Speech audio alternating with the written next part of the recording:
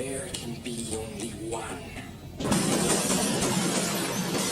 Olá, aventureiros, bem-vindos a mais um vídeo aqui do nosso canal RPG Wanderlost. E se você ainda não me conhece, meu nome é Anderson e eu faço conteúdos de RPG e Artcraft, enquanto eu apresento personagens e personalidades da cultura pop. E no desafio Craft de junho, eram personagens de carne e osso. Eu não sei ainda como dar um nome para esse desafio, né? Mas é personagem interpretado por uma pessoa, seja de filme, seriado, novela, minissérie, dorama. E me indicaram bastante personagens de novela, o que eu achei bem legal, mas acabou saindo aí o Highlander, que é o Connor MacLeod do clã MacLeod, que pra mim funciona como aquele Bond, James Bond do 007, Connor MacLeod do clã MacLeod, do filme Highlander, que é um personagem que eu gosto muito. Highlander é um dos meus filmes favoritos. Sempre choro assistindo Highlander, mas enfim, o filme conta a história, cria um universo, aliás, dos imortais. O Connor MacLeod, ele é filho do chefe do clã MacLeod e eles são atacados por uma espécie de vikings, né, bárbaros russos, alguma coisa assim. E eles são atacados. E tem um cavaleiro negro, ele tem um aspecto bem trevoso. O Kurga, ele tem um crânio que usa de elmo, assim, né? E ele meio que caça aí o Connor no meio do campo de batalha. E ele consegue ferir o Connor mortalmente. Só que o Connor, por ser filho do chefe da vila, né, os soldados vão lá e os amigos dele vão lá e conseguem afastar o Kurgan, né, e leva ele de volta para sua vila. O que acontece é que o ferimento é muito grave e ninguém dá uma esperança assim que ele vai sobreviver. Todo mundo fala pro chefe da vida, seu filho vai morrer e tal. Só que ele não morre. Ele volta à vida de uma forma estranha. E todo mundo acha que ele é bruxo, que ele fez um pacto com o demônio, né? Naquela época era 1536, né? Quando aconteceu sua morte. E ele nasceu ficcionalmente em 1518. Ele deveria ter 18 anos no filme. O ator tinha 29 na época, mas aparentava ter uns 35. Mas enfim, né? E ele permanece e ninguém sabe aí o que aconteceu e ele é condenado à morte no clã dele.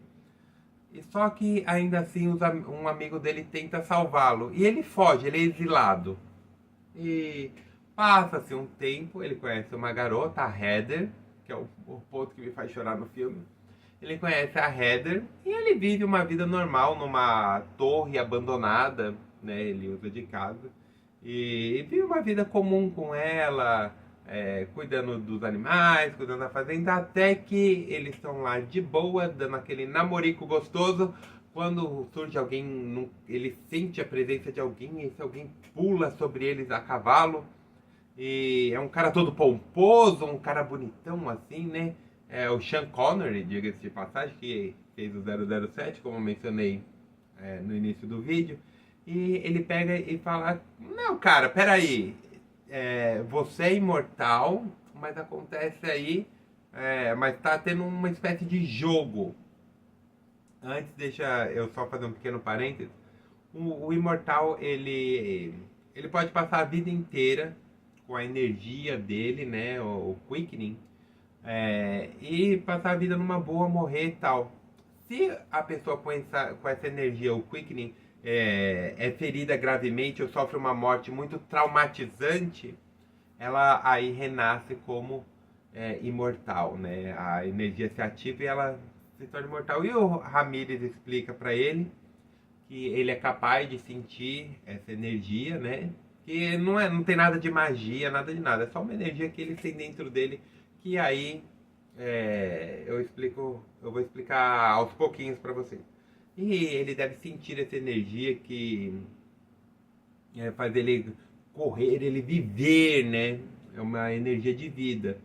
O Juan Sanchez Villalobos Ramírez, que é o personagem do Sean Connery, ele é egípcio, mas tem uma aparência toda de espanhol quando ele vai até a Escócia treinar o Conor McLeod. E ele explica que é, os imortais morrem quando perdem a cabeça, quando sofrem a decapitação. Nisso, a energia quickening que tem dentro deles vai para o outro imortal, deixando esse outro imortal mais poderoso. Todas as memórias, tudo que o outro aprendeu passa para ele. Então, os imortais, eles meio que ficam nesse jogo se matando para receber o prêmio final, que eu vou falar só no final do vídeo. Se você não quiser saber, é só deixar no mudo e ver minhas mãozinhas trabalhando aqui. Ele explica que ele não pode ter filho, depois que vira imortal não pode ter filho, e tem esse grande prêmio. E o Conor pergunta pro Juan se sobrasse só os dois, se ele o mataria. E o Juan Sanches não responde. Mas ele responde que ele ajuda, né, os imortais a sobreviver, basicamente por ele ser gente boa e por conveniência do roteiro. Enfim, e ele aconselha o Conor a deixar a Heather, para ela ter uma vida normal. O que acontece? O Conor um dia tava... Ele treina, né? O Conor McLeod. O Conor abandona sua espada longa do clã McLeod. E o Juan Sanchez Villalobos dá para ele uma katana, né? Então aí já tem uma globalização nos imortais, né? Naquela época não tinha internet, gente, então saber coisas e possuir coisas de outros países era luxo, né? Então imagina em 1500 aí o cara tem uma katana, era topzera, meu irmão. Então ele treina o Conor, ensina o Conor a lutar melhor, tudo. Aí o Conor tá afastado um dia, o Kurgan vem, enfrenta o Ramírez e acaba decapitando ele, pegando aí a energia, o quickening, para ele. E depois, enfim, ele faz umas coisas com a Heather que a gente não sabe se realmente aconteceu ou se ele só falou que aconteceu. Mas aí ele acha que já matou, né, o imortal da região, ele meio que vai embora. O Conor vive uma vida comum com a Heather, só que vê ela envelhecendo, vê ela definhando, e ele jovem, ele com a aparência de quando ele morreu, né? Quando ele recebeu o dom imortal. E ele sofre muito, e ela pega e fala que nos últimos suspiros de vida dela, ela fala que sente muito nunca ter dado um filho para ele. E ele não conta para ela que ele não podia ter filho. Então ele fica com esse peso na consciência durante muitos anos, de ter deixado ela morrer com essa culpa. E vai, ao longo do tempo que vai passando, ele mostra ele em outros períodos da história, né, vivendo tal. Ele nunca ficou com outra garota. E aí meio que corta, né, pro tempo presente de 86, que foi o ano que o filme foi lançado.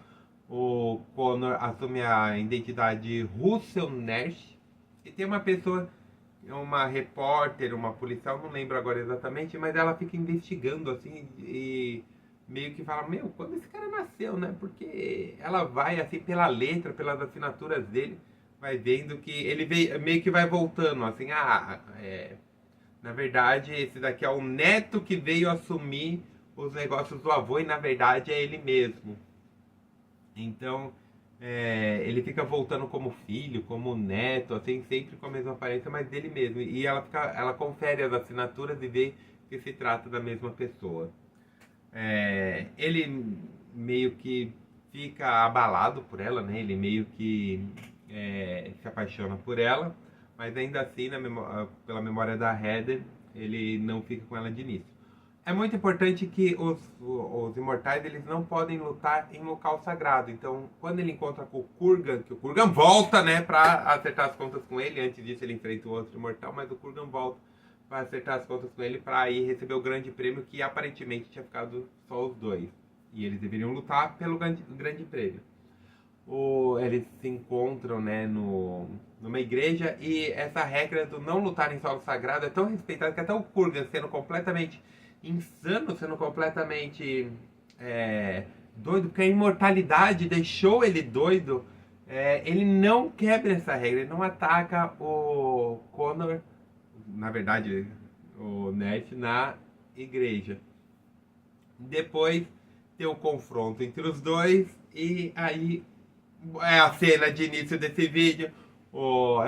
Agora sim, muta o vídeo se você não quer ouvir o spoiler. Mutou? Legal. Então, gente, o Connor ele decapita o Kurgan e recebe a energia de todos os imortais. Nisso, ele pega e tem o conhecimento de todos os imortais que já passaram, e o grande prêmio é ler a mente das pessoas. E assim influenciar os líderes do mundo a tomar caminhos mais prósperos para a humanidade. Meio que messiânico, né? Esse dom final aí. E aí ele recupera a mortalidade dele e ele pode ter filhos. Então ninguém sabe aí quem fez esse jogo, tal, mas foi uma divindade sádica. Ou se você considera o filme 2. Vamos falar só do filme, eu não quero falar do filme 2. Tá aí, tá aqui o nosso Connor MacLeod girando. Eu preferi fazer ele com a roupinha do primeiro confronto dele com o Imortal, né? Que também tem artes promocionais, do que fazer ele com a roupa escocesa. Se você quer com a roupa escocesa, comenta aí. Eu acho que se tiver 100 likes nesse vídeo, eu faço ele com a roupa escocesa. E só pra acabar, a trilha sonora desse filme é feita pelo Queen. Tipo, tipo a melhor banda de todos os tempos, a banda mais incrível de todos os tempos. Os produtores apresentaram a ideia pro Freddie Mercury e falaram: então, a gente queria que você fizesse uma música para esse filme. Ele falou: cara, eu amei isso e eu vou fazer todas as músicas. Ele fez a trilha sonora, o Queen, aliás, né, fez a trilha sonora inteira do Highlander. E uma das músicas mais tocantes, e que é aí o tema do filme, é traduzido: quem quer viver para sempre? Você pensa: eu quero viver para sempre, eu vou aproveitar o mundo para sempre. Cara, o cara ele tem a imortalidade e ele viu o amor da vida dele morrer. Depois de certo ponto, você não quer mais ser imortal. Eu também queria ser imortal quando assisti o filme, né? Eu falei: nossa, deve ser bem legal, né? Aproveitar tudo do mundo,